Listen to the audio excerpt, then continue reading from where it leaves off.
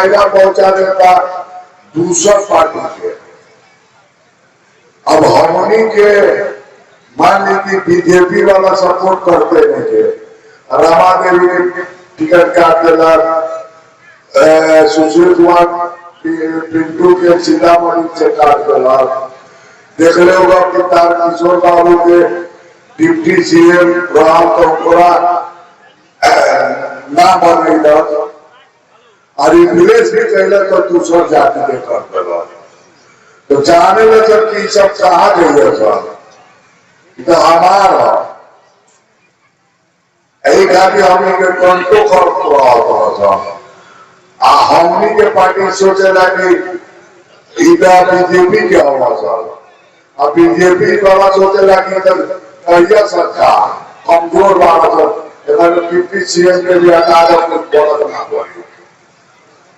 तो पेंडुलम जैसे लटक गई बारी, जना घर के रहा था जना घाट के रहा था।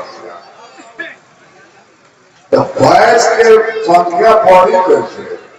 और देखिए शांति जीवन जीवे के आदि शक्तिशाली बने